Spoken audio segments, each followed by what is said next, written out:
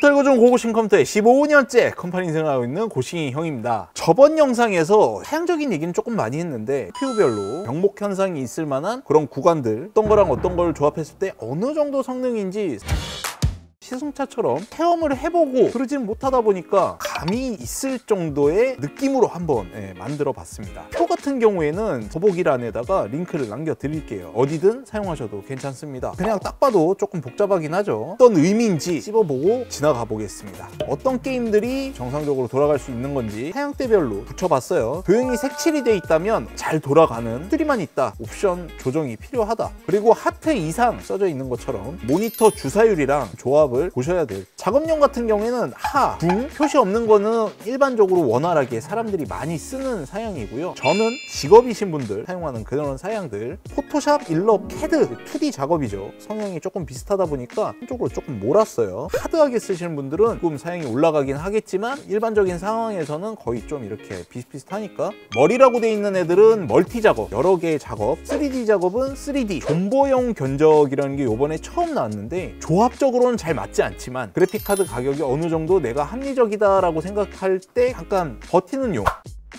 간단하게 CPU는 어떤 느낌인지 짚고 넘어가 보겠습니다. 하단부에는 AMD 내장형 그래픽카드를 포진을 해놨고요. 4000번대, 5000번대 이상 같은 경우에 1030 내장 그래픽이 있는 AMD 같은 경우에도 그래픽카드 가격이 많이 높다 보니까 그게 반영이 돼서 좀 이상해요. 추천드리고 싶지는 않고요. 각 CPU별로 비슷한 느낌의 CPU를 옆에 붙여놨습니다. 써져 있죠. 신품 구매는 힘들 것이고 별로 추천하지 않는, 칸이 조금 모자라서 듀얼코어 같은 경우에 함께 모아놨고요. 듀얼코어는 추천 안 한 이유는 거의 동일합니다. 원래 CPU를 올리게 되면 파워를 함께 올린다든지 메인보드도 함께 올려야 되고 뭐 이런 상황들이 조금 많이 오는데, 얘 같은 경우에는 CPU 가격만 올리면 됩니다. 가격 갭차가 한 2, 3만 원밖에 안 나요. 그러다 보니까 추천하지 않겠습니다. 정말 라이트하게 쓰실 수 있는 뭐 2D 작업이라든지 이런 것들 사무용으로 괜찮을 것 같습니다. 위쪽에 있는 게 바로 i5인데 10세대 같은 경우에는 굉장히 가격대가 많이 올라왔는데 지금은 가격이 좀 많이 빠졌어요. 10세대나 11세대나 어떤 걸로 가셔도 성능만큼 가격이 올라가다 보니까 어떤 걸 쓰셔도 크게 무방하실 것 같습니다. 대신 11세대를 쓰시는 분들은 사제 쿨러 하나, 바로 위쪽인 5600X 게임용 쪽으로 봤을 때 그래픽카드를 고급 사양으로 넣었을 때 가성비적으로 훌륭한 제품이죠. 작업용 쪽으로 사용하시는 것도 굉장히 가성비가 괜찮을 것 같습니다. 5800과 12세대 i5 같은 경우에는 어떤 걸 가셔도 사실 상관은 없긴 합니다. 둘을 같이 붙여놓은 이유는 성능이 어느 정도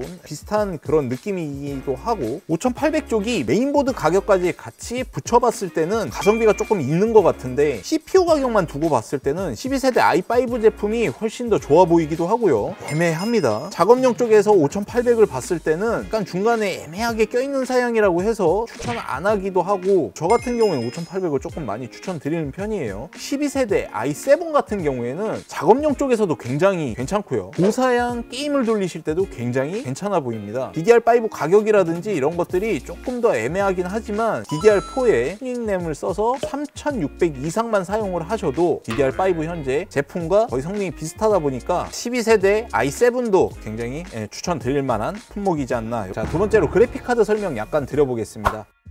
표를 처음 만들었을 때까지만 하더라도 병목 현상 뭐 이런 것들을 조금 강조하기 위해서 이렇게 표를 만들었었던 건데, 존버용이라는 얘기가 나오다 보니까 흐지부지 없어져 버린 약간 그런 느낌이긴 합니다. 그래도 어느 정도는 확실히 병목 현상이 나눠져 있기 때문에 표로 보시는 것도 나쁘진 않으실 것 같고, 그래픽 카드 같은 경우에는 1030 기본 형태의 그래픽 카드입니다. 될 수 있으면 DDR5 쪽 사용하시는 것도 괜찮고요. CPU 성능을 조금 더 높은 걸 요한다, AMD 쪽이나 12세대 내장 그래픽을 사용하시는 것도 나쁘지 않지 않을까 이렇게 생각을 합니다. 그 외에 기본 형태의 내장형 그래픽 카드를 사용하시는 것도 나쁘진 않지만, 내장형 그래픽 같은 경우에는 그렇게 높은 성능을 내거나 게임용으로 쓰시거나 막 그럴 만한 용도는 아니에요. 듀얼 모니터 사용하시는 거 여기에다가 요하면 조금 위험하다. 가로 안에 들어가 있는 S 그리고 여기 있는 여기 O 뭐 이런 것들은 요거거나 얘를 띄어져 있는 다른 제품이거나 뭐 이런 느낌입니다. 1650이나 1650S GTX 슈퍼 뭐 이런 게 요 안에 함께 들어갈 것 같고요. 혹시나 RX 570 제품을 사용하시는 분들은 다중 모니터 굉장히 많이 사용하실 수 있는데 요 안에서 뭐 병목 현상 정도만 어디까지 선인지 보시는 거 정도만 활용하시면 될 것 같고, 어떤 느낌과 비슷한 그래픽들이 함께 모여 있는지 정도의 느낌만 보시면 될 것 같습니다. 추천드리는 것 중에서 그나마 가격대별 최소로 잡는 게 1030 다음이 바로 2060이 되는데, 2060 같은 경우에도 2060 12기가라든지 이런 제품들이 지금 출시 준비 중에 있다 보니까 약간 애매하긴 합니다. 2060과 3060이 성능 차이가 나는 만큼 가격이 올라가다 보니까 엔딩적으로 제일 많이 사용하게 되는 게 3060이지 않나. 라데온 같은 경우에는 조금 원활하게 나오지 않는 다이렉트X 9을 사용한다든지 이런 옛날 게임들에선 프레임이 조금 많이 안 나오는 영향이 있으니까 참고하셔서, 3060 Ti 같은 경우에는 약간 라이트하게 QHD를 돌리신다든지 성능적으로 3000번대 잘 나온 그래픽 카드입니다. 마지막으로 설명드릴 70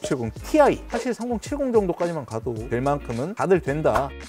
자, 여기 보시면 이것저것 추천을 조금 많이 했는데, 사무용 같은 경우에는 i3나 i5 내장 그래픽이 있는 제품을 사용하셔서 가성비를 챙기는 게 좋으실 것 같고요. 2D 작업 같은 경우에는 4K CPU 쪽에 조금 더 힘을 많이 쓰시는 게 맞습니다. 그리고 요번에 나온 어도비 core i9 같은 경우에는 그래픽 카드를 조금 더 사용한다고 합니다. 내장형을 선택하시는 것보다는 그래픽 카드를 하나 정도는 장착해 주시는 게, 아니시면 버전을 조금 내려서 사용하시는 것도 나쁘진 않을 것 같고요. 주식용 같은 경우에는 요번에 나온 12세대 사용하시면 좋은 결과 있을 것 같고, 마지막으로 영상 편집인 그래픽 카드는 자원을 별로 많이 쓰지는 않습니다. CPU 쪽으로 조금 힘을 많이 실어주는 게 포인트이지 않나 이런 생각을 해보고요. 요 회색 부분은 병목 형상이 있는 부분이고, 보시면 구매하시는데 확실히 도움이 되지 않을까 싶어서 준비를 한번 해봤습니다. 저는 오늘 컴퓨터 읽어주는 고고싱 컴퓨터의 고싱이 형이었고요. 구독과 좋아요는 홀수, 댓글은 필수, 알림 설정은 박수 치면서 다음 영상에 좀 더 알찬 내용을 찾아뵙겠습니다.